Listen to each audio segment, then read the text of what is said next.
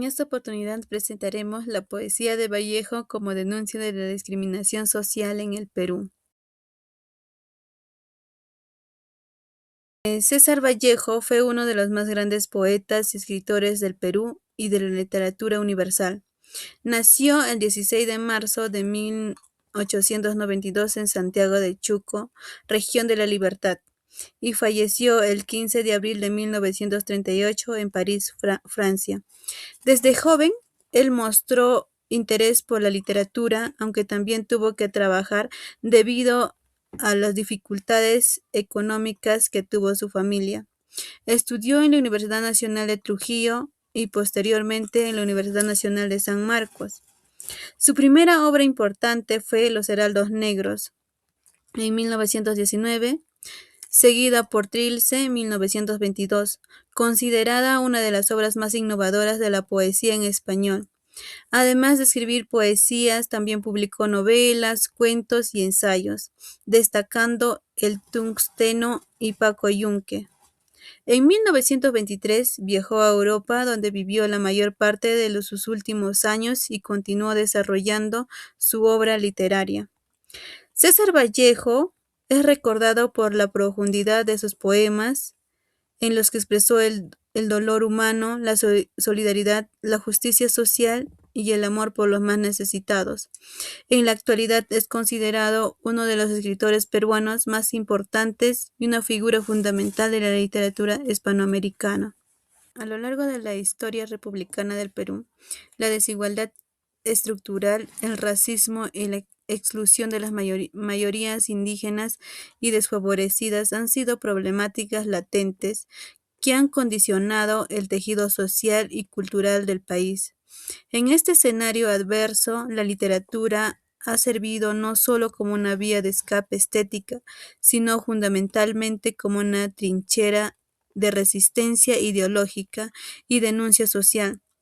Uno de los mayores exponentes de este compromiso artístico es César Vallejo, cuya vida tuvo marcada por la discriminación y la injusticia social en el Perú a inicios del siglo XX. Frente a esta dura realidad, surge la siguiente interrogante: ¿es la producción poética de César Vallejo un instrumento de denuncia sistemática y sensibilización frente a la discriminación social imperante en el Perú? Al respecto, consideramos firmemente que la poesía vallejiana trasciende el mero lamento individual para constituirse en un testimonio desgarrador y una denuncia activa contra las asimetrías de poder, la discriminación racial y la marginación socioeconómica que asuelan a la población vulneradas. En la obra de César Vallejo, el dolor humano y la exclusión social se convierte en temas universales.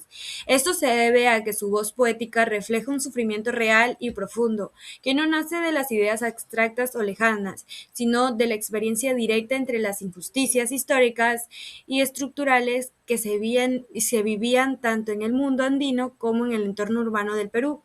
Un claro ejemplo de esto se ve reflejado en sus conocidos versos. Hay golpes en la vida tan fuertes, yo no sé, donde nos transmite cómo las heridas de la vida y el sufrimiento acumulado terminan calando hondo en el alma. Por otro lado, podemos ver cómo la poesía de Vallejo también transforma el lenguaje para mostrarnos la solidaridad frente a la opresión, tanto en su obra Cumbre Trilce como en poemas humanos. Él decide romper por completo con las reglas clásicas de la escritura. Hace esto para reflejar cómo se siente una persona discriminada y fragmentada por dentro, utilizando una estructura de oraciones desarticulada que funciona como una metáfora de cómo la desigualdad termina rompiendo a toda la sociedad. Esto se entiende muy bien cuando leemos sus versos, y si después de tantas palabras no sobrevive la palabra, y a después de la diferencia sobrevivimos más acá de las hojas de la muerte, expresando esa resistencia a pesar de todo. Conclusión. Bueno, en conclusión, la poesía de César Vallejo se erige como un valioso testimonio estético e ideológico que denuncia firmemente las profundas brechas y la discriminación social presentes en el Perú. A lo largo del análisis, se ha demostrado que la obra de Vallejo no solo describe el sufrimiento humano de manera pasiva, sino que expone críticamente los mecanismos coloniales de exclusión mediante una revolución tanto en la forma lingüística como en el contenido ético, abogando incansablemente la solidaridad humana como la única vía para sanar las heridas de la desigualdad.